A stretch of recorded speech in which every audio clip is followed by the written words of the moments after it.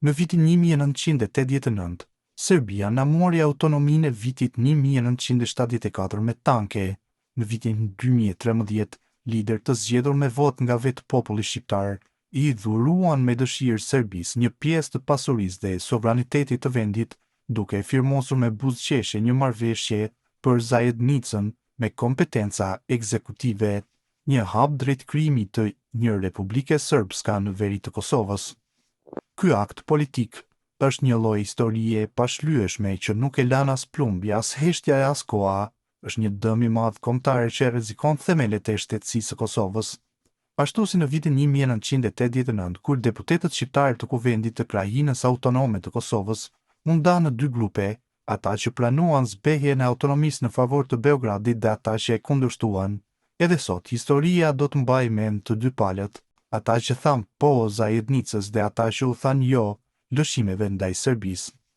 Në 1989, një pjesë e deputetëve u rreshtuan me regjimin e Beogradit, duke u shndërruar në simbol të nënshtrimit. Emrat e tyre, përfshirë Rahman Morinën, Isa Mustafën dhe të tjerë, janë të njohur, po aq të njohur janë edhe ata që patën guximin të qëndrojnë kundër rënimit nga ata ishin vetëm 11 deputet, përfshirë Rizal Lukon dhe Sadik Zukën, kundërshtuan këtë vendim fatal që shënoi fillimin e robërisë. Pasojat ishin të rënda, mbyllja universiteteve dhe shkollave shqipe, përjashtimi masiv nga puna, ndalimi i fjalës së lirë dhe në fund, lufta dhe gjaku i derdhur për liri.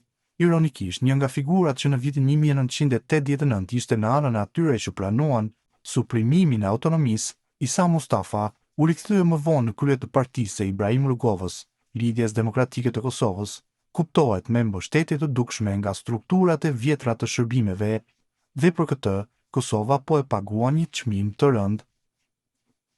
Ky figurë politike së bashku me LDK-n që ai udhëhiqte edhe me Hashim Thaçin e PDK-s, nënshkroi në vitin 2013-2015 marrëveshjen për formimin e Zajednicës, një lëshim i rëndë dhe historik i dëmshëm, i bërë jo nën presionin e tankeve, por me vetdije të plot dhe vullnet politik. Kjo marrëveshje u arrit me ndërmjetësimin dhe nxitjen e Aleksandr Vučić. Ambasadorit amerikan Richard Grenell dhe kryeministrit të Shqipërisë Edi Rama, duke i hapur rrugën një entiteti me kompetenca ekzekutive për serbët në Kosovë, i cili kërcënon sovranitetin dhe funksionalitetin e shtetit të pavarur të Kosovës. Ky veprim është konsideruar nga shumë kush si një tradhti politike që rrezikon integritetin territorial dhe funksionalitetin e shtetit të Kosovës. Historia do t'i mbajë mend me emra ata që në vitin 1989 qëndruan kundër nënshtrimit dhe ata që në vitin 2013-2015 i hapën derën ndikimit serb në zemër të Republikës së Kosovës.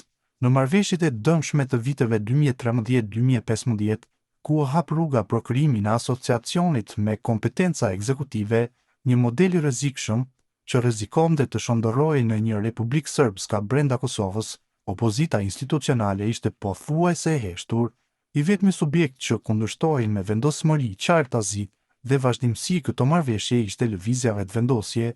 Qëndrimi i saj kundër Zajednicës nuk ishte vetëm politik, por edhe moral e kombëtar. Ajo e pa qartë rrezikun që paraqiste kjo strukturë për sovranitetin dhe funksionalitetin e shtetit të Kosovës. Në një kohë kur partitë e mëdha si PDK dhe LDK po negocionin lëshime me nxitje nga jashtë dhe heshtje nga brenda, vetëvendosja ishte zëri vetëm që mbrojti parimet e shtetësisë, barazisë qytetare dhe integritetit territorial.